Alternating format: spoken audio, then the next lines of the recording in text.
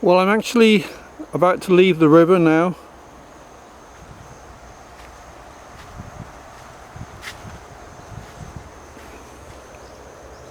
I just saw a frog that jumped in a weedy sort of pool over here. I'm afraid I can't show you the frog because it's gone, so you'll have to take my word for that, but it's interesting. It jumped in there, in that green weedy pool, all sort of covered over with algae. And here's some brambles growing and a willow.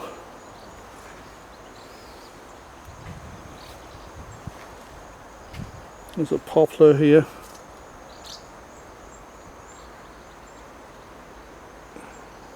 And there are birds soaring overhead.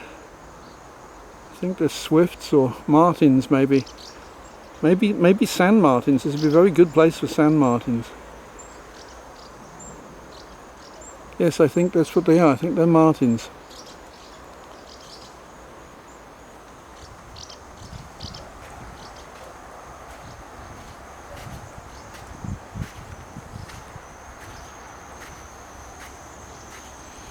I wonder if there's anything under here. I always like to turn boards and other rubbish that's thrown. Nothing much. But you never know. Could have been a frog or a snake or something under there. Anyway, I'll be leaving the river now. And it's going up this way. That's very nice. You can see here the reed-mace growing, and the reed-mace, some people call it the bulrush. A lot of people actually think of it as a bulrush. It isn't. Technically it's a reed-mace, but it's very nice. And I can see a bur-reed down there. That one there.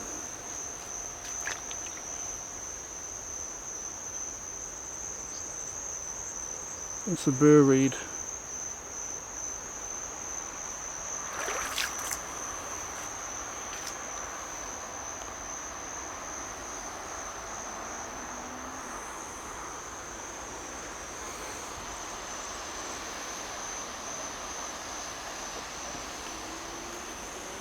Well, that's my feet cooled off now, and I'm going to go on up this way, which, as you can see, is almost pure sand. It's incredible. There's so much of this Portuguese countryside is sand, and the trees are growing on sand, and all this other vegetation, brambles and reeds, all growing on sand. And yet this is actually nowhere near the sea. But I think that long ago, maybe all this area was covered over by the sea.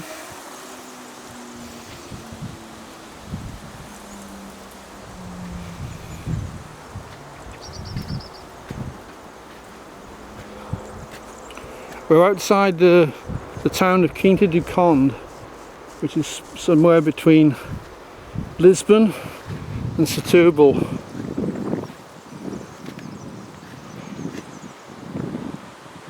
And we're heading in the direction of Horsetail.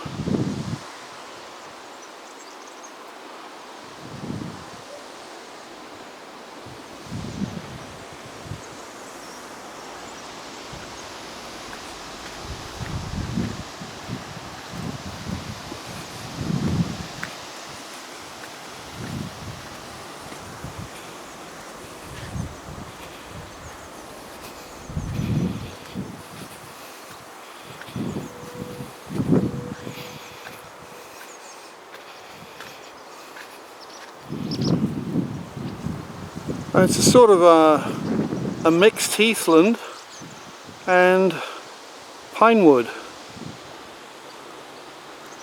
all on sand. And these very tall plants that I can see here, this is some species of mullein, and wow, they're tall. And a lot of those umbrella pines.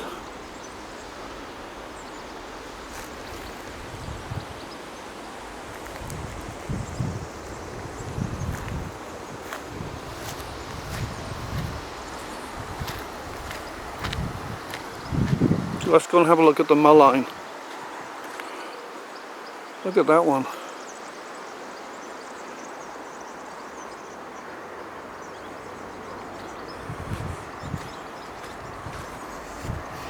Oh, and here's something interesting.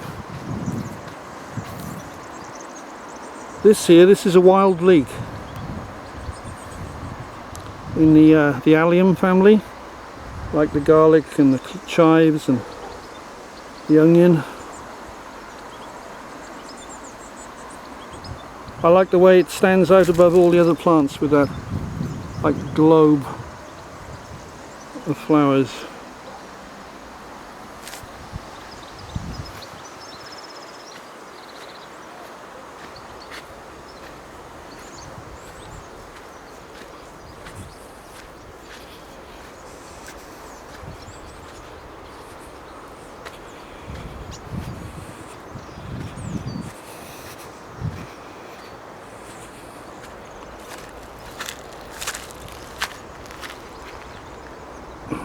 And there's more with these mulleins. They're past their best. So if we'd been here maybe a couple of weeks ago, they would have been pretty yellow flowers all up these spikes.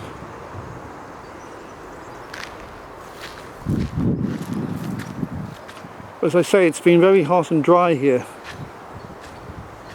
and the ground is drying up, going brown. Plants are dying down now for the summer. Actually, here's a mullein that's still in flower. You can see the little yellow flowers on that one.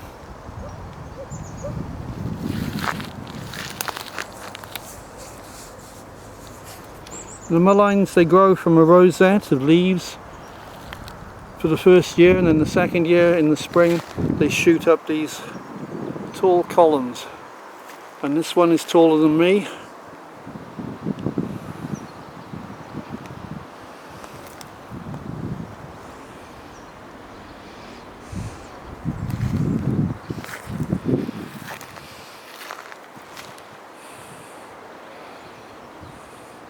And there's a cork oak, and that's of interest. I'll tell you why now. This tree here, you can see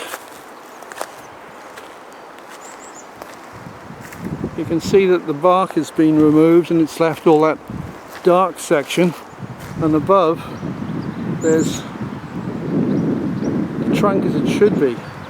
And what they do here is they remove the outer layer, and that forms the cork. And cork is something which is harvested a lot here in Portugal. In fact, I read somewhere that 50% of the world's supply of cork is coming from here. It's the cork oak.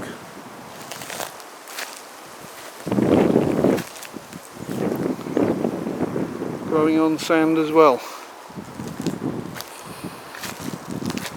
So it's not just pine trees, it's also cork oak trees.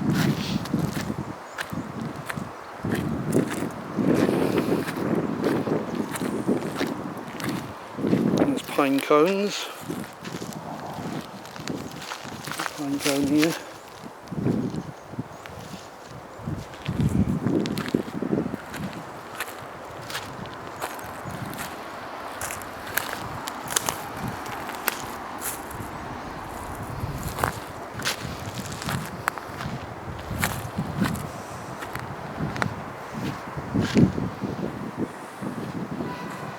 It's a pretty amazing place, I think you'll agree. And yet, not far, in fact just over there, there's a road and some sort of factory.